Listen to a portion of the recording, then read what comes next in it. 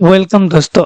इस वीडियो में हम लोग अर्थ प्रेशर कैलकुलेट करेंगे under seismic condition. Okay, seismic condition में आपको रिटेनिंग वॉल और अबाटमेंट का पीछे जो बैकफिल मटेरियल रहता है उसका सिस्मिक बिहेवियर, सिस्मिक कंडीशन में किस टाइप का अर्थ प्रेशर लिक्विफेक्शन कैसे कैलकुलेट करते हैं, जिसको हम लोग डायनेमिक अर्थ प्रेशर बोलते हैं, उसको हम लोग कोहेसिव सॉइल के लिए अलग से कैलकुलेट करेंगे, ग्रेन्युलर सॉइल के लिए अलग से कैलकुलेट करेंगे। ये सब हम लोग स्टेप बाय स्टेप अभी कैलकुलेट करते हैं। ओके, तो इसका पहले हम लोग अर्थ प्रेशर स्टैटिक कंडीशन में मींस नॉन सिस्मिक कंडीशन में granular soil and cohesive soil के लिए कैलकुलेट किया था। ओके, उसका लिंक हम डिस्क्रिप्शन बॉक्स में दे दूंगा, आप जाके पहले उसको देखिए। ओके, इसमें हम लोग डायनेमिक अर्थ प्रेशर को एकदम स्टेप बाय स्टेप कैलकुलेट करेंगे एज पर IRC 6 के हिसाब से। IRC 6 में जो भी rules, regulation and calculation procedure है उसका हिसाब से हम लोग कैलकुलेट करेंगे। So let's go one by one. इसका पहले हम लोग earth pressure granular soil and cohesive and C5 mix up soil के लिए भी कैलकुलेट किया था। कूलम्ब थ्योरी ग्रेन्युलर सॉइल के लिए and C5 soil Coulomb theory with Bell's correction के हिसाब से अर्थ प्रेशर कैलकुलेट किया था। इसमें हम लोग अर्थ प्रेशर कैलकुलेट करेंगे सिस्मिक कंडीशन में, जिसको डायनेमिक अर्थ प्रेशर बोलते हैं। ओके, इसको हम लोग दो पार्ट में करेंगे। ओके, छोटा छोटा वीडियो करके पार्ट 1 एंड पार्ट 2 में करेंगे। ओके, लेकिन एकदम स्टेप बाय स्टेप करेंगे एज पर IRC 6 का हिसाब से। देखिए, सबसे पहले lateral earth pressure, the pressure from the earth field behind abutments during an earthquake shall be as per the following expression। इस एक्सप्रेशन के हिसाब से आपको अर्थ प्रेशर को कैलकुलेट करता है। Okay, active earth pressure due to earth field, the total dynamic force in kg per meter length ball due to the dynamic active earth pressure shall be half WH square into CA। Okay, CA is the active earth pressure coefficient in dynamic condition और in dynamic earth pressure condition और under seismic condition। Okay, तो सबसे पहले CA को आपको calculate करना पड़ेगा। Okay, CA क्या है? देखिए, CA is the coefficient of dynamic active earth pressure। Okay, W is the unit weight of the soil and H is the height। Okay, देखिए, सबसे पहले जो आपको earth pressure coefficient static condition में अलग है, ग्रेन्युलर सॉइल के लिए हम लोग अलग से किया था कूलम्ब थ्योरी का हिसाब से। एंड जब C5 सॉइल होगा, कोहेसिव सॉइल होगा, उसके लिए हम लोग Coulomb theory with Bell's correction के हिसाब से किया था। एंड जब डायनेमिक कंडीशन होगा और अंडर सिस्मिक कंडीशन होगा तो उसके लिए जो अर्थ प्रेशर कोएफिशिएंट का फॉर्मूला है वो अलग है। देखिए, ये फॉर्मूला थोड़ा कॉम्प्लिकेटेड है, लेकिन हम लोग एकदम स्टेप बाय स्टेप सिंप्लीफाई करके कैलकुलेट करेंगे, जहां पे कोई भी कंफ्यूजन नहीं रहेगा। देखिए, 1 प्लस माइनस AV, AV क्या है? AV is the vertical seismic coefficient. Vertical seismic coefficient कैसे कैलकुलेट करते हैं वो भी हम लोग एकदम स्टेप बाय स्टेप कैलकुलेट करेंगे। इसका पहले हम लोग सिस्मिक कैलकुलेशन के लिए एक अलग से वीडियो बनाया था, वो भी आप जाके देख सकते हो, उसका भी लिंक हम डिस्क्रिप्शन बॉक्स में दे दूंगा। ओके, तो वर्टिकल सिस्मिक कोएफिशिएंट को आपको सबसे पहले कैलकुलेट करना पड़ेगा। देन फाई, देन देखिए cos square phi minus lambda minus alpha. Phi क्या है? Angle of the internal friction of the backfill material and lambda क्या है? tan inverse AH। AH क्या है? AH is the horizontal seismic coefficient. Okay, हम लोग जानते हैं जो कैसे कैलकुलेट करते हैं, इस वीडियोस में हम लोग एकदम स्टेप बाय स्टेप कैलकुलेट करेंगे। तो tan inverse AH divided by 1 plus minus AV, तो हो गया cos square five minus lambda minus alpha divided by the cos lambda cos square alpha and cos delta plus alpha plus lambda into 1 plus 1 divided by 1 plus sine 5 plus delta and sine 5 minus beta minus lambda divided by cos alpha minus beta and cos delta plus alpha plus lambda to the power square root and whole to the power square. Okay, तो सबसे पहले देखिए आपको vertical seismic coefficient को calculate करना पड़ेगा। इसके लिए आपको हॉरिजॉन्टल सिस्मिक कोएफिशिएंट को सबसे पहले कैलकुलेट करना पड़ेगा। ओके, एंड देखिए the horizontal seismic coefficient shall be taken as Z/2 for zone. Z is the zone factor. हम लोग जानते हैं जोन फैक्टर को कैसे कैलकुलेट करते हैं। Okay, and for design purpose the greater value of CA shell be taken. देखिए, इसमें प्लस माइनस भी है, तो CA का 2 वैल्यू आएगा, तो उसके लिए हम लोग जो मैक्सिमम वैल्यू आएगा उसी का हिसाब से हम लोग डायनेमिक अर्थ प्रेशर को कैलकुलेट करेंगे। ओके, एकदम स्टेप बाय स्टेप करेंगे। और एक देखिए point of application, from the total pressure computed as above subtract the static active earth pressure obtained by the putting AH and AV and lambda is equal to 0। जब हम लोग AH AV and lambda को 0 कर देंगे तो at that time हम लोग का जो अर्थ प्रेशर आएगा that is the static earth pressure. Okay, and ये जो सिस्मिक कोएफिशिएंट को ऐड एंड सब्ट्रैक्ट करके जो आएगा वो हो गया हमारा डायनामिक अर्थ प्रेशर। तो सबसे पहले हम लोगों का क्या कैलकुलेट करना पड़ेगा, AH AV एंड लैम्डा, उसके बाद हम लोग एकदम सिंप्लीफाई करके कैलकुलेट करेंगे। तो AH को एंड AV को कैलकुलेट करने के लिए सबसे पहले हमको सिस्मिक को कैलकुलेट करना पड़ेगा। देखिए AH is equal to horizontal seismic coefficient AH को, तो ये कैलकुलेट कैसे कैलकुलेट करते हैं, Z/2 into I into SA/G। Z/2 Z is the zone factor, I is the importance factor and I को आप divided by response reduction factor से भी डिवाइड कर सकते हैं। ओके, उसका भी वैल्यूज हम लोग देखेंगे एज पर IRC6 का हिसाब से इंटू SA/G। ओके, तो जोन फैक्टर को कैसे डिसाइड करते हैं, देखिए जोन फैक्टर टेबल 16 में दिया हुआ है। ये है टेबल 16। देखिए जोन फैक्टर आपको जहां पे आपको ब्रिज बनेगा मींस प्रपोज ब्रिज बनेगा, जिस ब्रिज के लिए आप डिजाइन कर रहे हैं तो, और जिस रिटेनिंग वॉल के लिए आप अर्थ प्रेशर को कैलकुलेट करते हैं, डायनामिक अर्थ प्रेशर को, तो उसके लिए पहले आपको लोकेशन पता होना चाहिए वो कौन सा सिस्मिक जोन में आ रहा है, सिस्मिक 2, 3, 4, 5।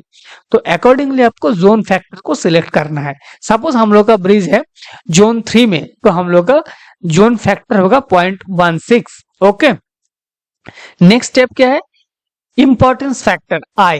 इंपॉर्टेंस फैक्टर को कैसे लिया जाता है, for normal bridges importance factor को 1 हो जाएगा, all bridges except those mentioned in the other classes, means ये दो क्लास में जो नहीं है वो हो गया हमारा normal bridge, and normal bridge के लिए 1 होगा।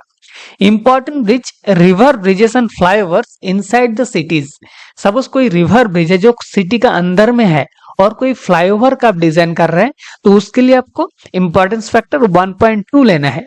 And bridges on national and state highways, suppose आप जहां पे ब्रिज डिजाइन कर रहे हैं वो ब्रिज आपका कोई नेशनल हाईवेज और कोई स्टेट हाईवेज में है, तो आपको इंपॉर्टेंस फैक्टर 1.2 लेना है।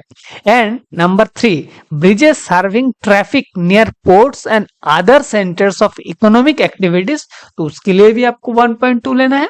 And bridges crossing railway lines, suppose आपका ब्रिज का नीचे कोई रेलवे लाइन है, ओके, तो उसके लिए भी आपको इंपॉर्टेंस फैक्टर 1.2 भी लेना है। Then large critical bridges in all seismic zones, suppose आपका ब्रिज का लेंथ बहुत बड़ा है 1 kilometre, long bridges more than 1 kilometre length across the perennial rivers. Perennial river means जिस रिवर में LWL throughout the year maintain होता है उसको बोलते हैं perennial river. Okay, and seasonal river जिसका कोई समर कंडीशन में आपका पूरा ड्राई हो जाता है तो उसको बोलते हैं सीजनल रिवर। तो पेरिनियल रिवर के लिए भी हम, एंड जिसका ब्रिज का लेंथ है 1 किलोमीटर से ज्यादा, उसके लिए भी इंपॉर्टेंस फैक्टर 1.5 लेना है। And bridges for which alternate routes are not available, तो उसके लिए भी आपको इंपॉर्टेंस फैक्टर 1.5 लेना है। ये दोनों केस छोड़ के जिस ब्रिज आपका आएगा, सपोज आपका ब्रिज कोई छोटा कैनल पर है और कोई छोटा नाला पर है, तो उसके लिए आपको इंपॉर्टेंस फैक्टर 1 आप ले सकते हैं, लेकिन इसके लिए ये सब कंडीशन को फुलफिल नहीं करना चाहिए। ओके, तो इसके बेसिस पर आपको इंपॉर्टेंस फैक्टर को सिलेक्ट किया जाएगा। देन नेक्स्ट पॉइंट हो गया response reduction factor. Response reduction factor कैसे आपको सिलेक्ट करना है, देखिए super structure of the integral semi integral bridge और framed bridges, and number B में other type of super structure including precast segmental construction. तो उसके लिए आपको जब डिटेलिंग माने डक्टाइल डिटेलिंग करना पड़ेगा, तो उसके लिए आपको 2 and 1 and R means ductile detailing. Okay, कैसे डक्टाइल डिटेलिंग करेंगे एज पर IRC 112 का हिसाब से, उसके लिए हम एक अलग से वीडियो बनाएंगे। ओके, तो इसके लिए आपको देखिए फॉर जोन 2 के लिए only 1 and 1, then masonry RCC piers abutment के लिए 1-1, ये सब का हिसाब से आपको जो भी ब्रिज बन रहे हैं अकॉर्डिंगली आपको रेस्पॉन्स रिडक्शन फैक्टर को सिलेक्ट करना है। नेक्स्ट हो गए SA/G। देखिए SA/G एक बहुत ही इंपॉर्टेंट टॉपिक है। SAYG को कैसे कैलकुलेट करना पड़ेगा, ओके, टाइम फैक्टर को निकल करके एंड कौन स्टिफनेस फैक्टर को कैलकुलेट करके, उसके लिए हम एक अलग से वीडियो बनाएंगे, ओके। तो ये बहुत लंबा हो जाएगा। सबसे पहले SAYG को आप लोग कैलकुलेट कर सकते हैं, नहीं तो आप कैलकुलेट नहीं करेंगे तो in absence of calculation of the fundamental period of small bridges SAYG may be taken as 2.5। तो हम लोग जो AH एंड AV को means horizontal and vertical seismic coefficient को कैलकुलेट करेंगे, SAYG को 2.5 लेकर के ही करेंगे। लेकिन SAYG को आप कैलकुलेट करके 2.5 से कम आता है तो आप उसको भी ले सकते हैं। ये डिपेंड करेगा आपको किस टाइप का बियरिंग यूज कर रहे हैं, स्टिफनेस को कैलकुलेट करना पड़ेगा। देन आपको जो सॉइल स्ट्रेटा है जहां पे फाउंडेशन रेस्ट कर रहा है, तो उस स्ट्रेटा का बेसिस पे भी डिपेंड करेगा। सबसे पहले आपको टाइम पीरियड कैलकुलेट करना है, देन 1/t कर, देन आपको टाइम पीरियड के हिसाब से आपको कौन सा जोन में आ रहा है अकॉर्डिंगली आपको कैलकुलेट करना पड़ेगा। सपोज आपका टाइम पीरियड 0.55 से 4 का बीच में आ रहा है तो 1.36/t ऐसा करके आपको कैलकुलेट करना पड़ेगा, ओके। तो अभी देखते हैं तो AH हमको कैसे कैलकुलेट, तो AH का फॉर्मूला Z/2 हम लोग का जोन 3 में है तो 0.16/2 इंटू इंपॉर्टेंस फैक्टर हम लोग 1.2 लिया and I/R, R is the response reduction factor, response reduction factor को हम लोग 1 लिया, okay. 1.2/R I/R into SAYG हम लोग 2.5 लिया, तो 2.5 के लिए हम लोग का AH हो गया 0.24, ओके। तो जो हम लोग डायनेमिक आर्क प्रेशर को कैलकुलेट करेंगे तो 0.24 लेकर के करेंगे, तो AH हो गया। देन हम लोग को कैलकुलेट करना है AV। देखिए this is very important, components of seismic motion, the characteristics of seismic ground motion expected at any location depend upon the magnitude of the earthquake, depth of focus, distance of the epicenter and characteristics of the path through which the seismic wave travels, okay। Means जो medium है, जिस type का soil है, उसके लिए भी आपको seismic effect different होता है, इसीलिए SAYG को हम लोग सॉइल स्ट्रेटा के ऊपर डिपेंड करेगा। And the random ground motion can result in 3 mutually perpendicular direction, okay. 3 direction में भी आपको वेव मूव करेगा and the components are considered to act simultaneously but independently and their method of the combination is described in clause number इतना। और देखिए the two this is very important, आपको vertical seismic coefficient calculate करने के लिए 2 horizontal components are taken of as of equal magnitude and the vertical components is taken as 2/3 of the horizontal component। देखिए हम लोग जो सिस्मिक को design करते हैं तो उसके लिए longitudinal and transverse direction horizontal के लिए AH के लिए हम लोग दोनों को सेम लेते हैं, लेकिन जब वर्टिकल कैलकुलेट करते हैं तो vertical component is taken as 2/3 of the horizontal component, 2/3 into 0.24, okay. तो ये हो गया 0.160, ये वर्टिकल कंपोनेंट हो गया। तो आपको जो डायनेमिक आर्क प्रेशर को कैलकुलेट करने के लिए AH एंड AV चाहिए, AH भी आपको मिल गया एंड AV भी आपको मिल गया। इसमें अभी हम लोग का CP को कैलकुलेट करना है। CP को कैलकुलेट करने के लिए पहले हम लोग लैम्डा को कैलकुलेट कर एकदम स्टेप बाय स्टेप सिंप्लीफाई करके करेंगे, ओके, जहां पे कोई भी कंफ्यूजन नहीं रहेंगे एंड एक एग्जांपल लेकर के हम लोग नेक्स्ट वीडियोस में इसको पूरा कैलकुलेट करेंगे।